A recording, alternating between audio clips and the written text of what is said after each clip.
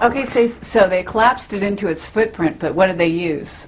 I mean, don't they have scalar weaponry? I mean, you know, can't they just hit it? Yes, we do, but that particular thing was collapsed because it had controlled demolition, just like the World Trade Center. Right.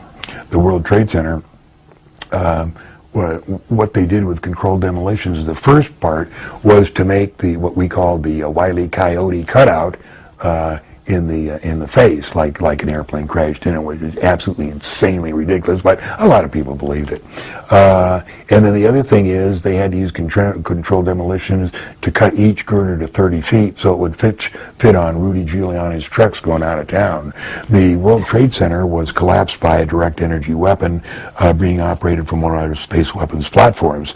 And the reason we know that is because of the size of the dust that was left of the concrete. It was approximately 80 microns, and that's what a direct energy weapon collapse. When it's pointed down, that's what it uses. It's called molecular disassociation. I mean, it just disassociates the molecular structure of concrete, and that's why all that dust was there. There was just nothing left, and that's why the basement of the World Trade Center was molten for 6 weeks.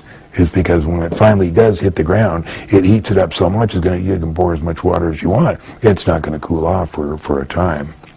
So I believe that all of this was controlled by the E-4B, the doomsday airplane, the 747, that was seen flying over the White House.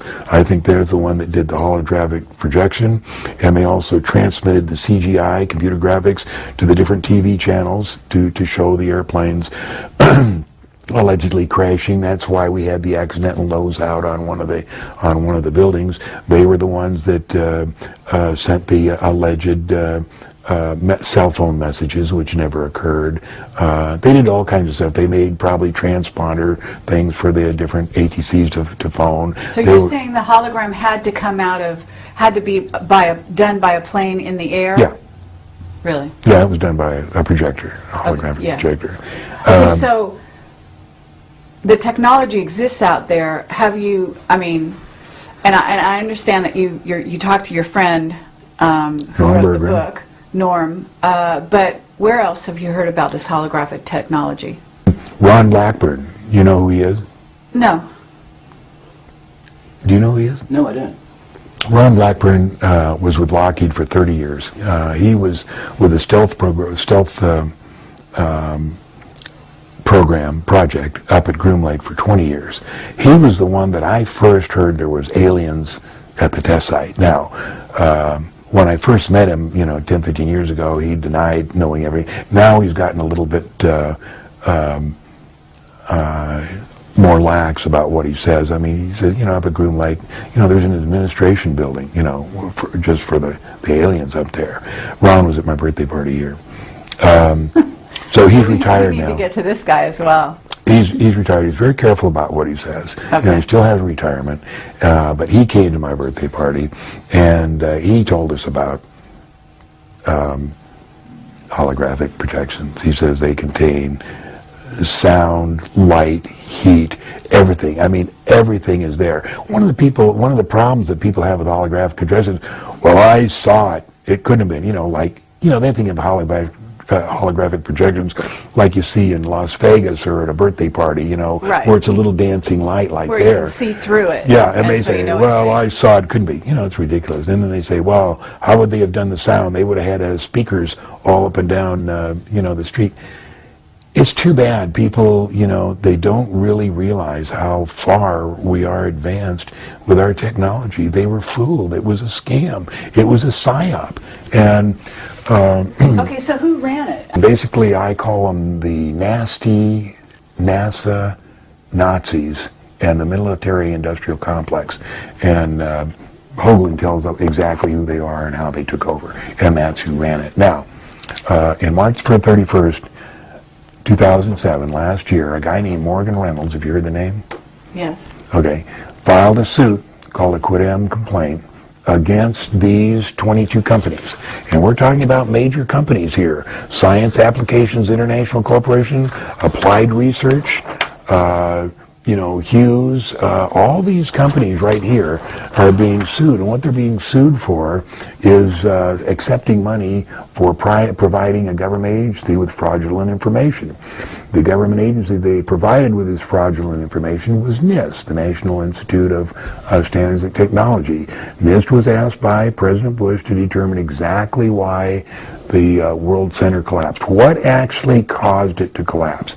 And they came up with a reason that, you know, the jet fuel, and it was just so far ridiculous that Morgan filed this suit, and it's 40 pages, and he outlines everything that they got wrong. And so the suit has been going along in court now. And you've testified as to the holographic planes as part of the suit, right? Well, what I did is I filed an affidavit on January 28th, 2008, this year, in support of the complaint and in opposition to the motion to dismiss. And basically what I testified is, number one, why the airplanes couldn't have traveled as fast as they did, and how they couldn't be flown as well as they were, and why there was no wreckage in there. And I think this other pilots haven't come forward because this is... Well, other pilots are employed. They can't afford to come forward. There's very few, you know, people, there's a lot of... But this is our country we're talking about, you know? They can't do it. A lot of my information was taken from aerodynamics for naval aviators, and I explain why an airplane cannot fly 500 miles at 1,000 feet. It has to do with drag, and it has to do with power, and it has to do with the fact that they use turbofans. It just cannot happen. So anyway, the government's and NIST contention that that they flew 500 miles an hour, it didn't happen. It couldn't happen. So basically, that's what I explain in my suit. Now, you say, why don't many pilots come forward? Many have. There's an organization called Pilots for Truth. .com, and I'm a member, one of the earlier members of that, and there's a lot of people that realize that this couldn't have possibly happened. There is no an airplane like a Boeing 757 flying into the Pentagon. No, that didn't happen. So what happened at the Pentagon? At the Pentagon, a bomb went off to make that hole there, and they had a 55-gallon drum of diesel fuel that a guy lit to make all that black smoke there. And April Gallup, I think the April Gallup story is fascinating. April Gallup was a Army... Okay, so let's go back where we were, which is... we're talking about April Gallup. Right, April, okay. April Gallup was a Army specialist, and I forget what her job was, but she had a top secret clearance. She was sitting about 40 feet from the where the explosion made the hole in the front of the Pentagon, and she had her 6-month-old son right below her desk, and she thought that was odd because usually when she went to work before going through security, they had to put the little kids in daycare, but on that day security said no, take the kid in with you. So she had it. She had the kid right below in his little holder there, and she says it was really strange because as she pressed the on button for her computer, that's when the building exploded. And she said a lot of debris came down on her, and she saw the hole over there. And she thought, I got to get out of here. So she picked up her kid, put it over his back, and went towards that opening. And she got through that opening onto the grass, which is where eventually triage was set up. But she said she saw no missile, saw no airplane, smelled no fuel. There was no airplane in there. And later in the hospital, she got interviewed by Army intelligence, and they asked her what she saw. And she started to say, I didn't see anything. And they said, no, yes, you did. You saw a Boeing 757 crash into there. And she says, no, I didn't. I mean, there was nothing there.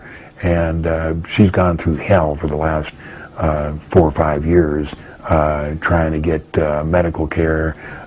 It's been a really very, very sad story. But one of the things I wanted to show, this is a page from a military manual talking about stuff that they would like to get in the year 2025. This is called Airborne Holographic Projector. You can see where I got it. you can't get it anymore here, but was www.au.af.mil. And I got about 250 pages of this stuff, but It's talking about a hologram machine. It refers to enemy perception management. Is that right? That's such a wonderful euphemism. Have I remembered that right? Yeah, it says, brief description. The holographic projector plays a three-dimensional visual image in a desired location, removed from the display generator. The projector can be used for psychological operations and strategic perception management. It is also useful for optical deception and cloaking, providing a momentary distraction when engaging an unsophisticated adversary. And it has capabilities, precision projection of a three-dimensional visual images into a selected area, supports PSYOP and strategic deception management, and provides deception and cloaking against optical centers. Okay, and when was that written, do you know? I think in 99. I'm not sure. I'll give you an address where you can get it now. Okay. It's not at that address, but I think it's at Maxwell Air Force Base. But you have to, we have to believe that if that's out in the public sector, that this is just the tip of the iceberg as far as this technology goes. Absolutely. Strategic perception management. Isn't that just wonderful? It's great. I think that's so great. All right. An unsophisticated enemy, like the people on the streets of New York. I was going to say that. And I thought, you know what, I don't think I'll say that. Nothing personal against New York. But they have, and then when you go into it, they have what they call the hybrid high-energy laser system.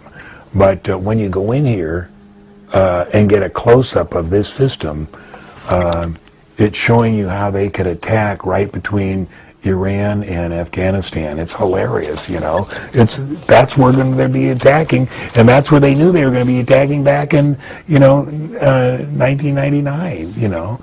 And that was published then, so you can see how far ahead they plan this stuff. I mean, they plan it 30 years ahead.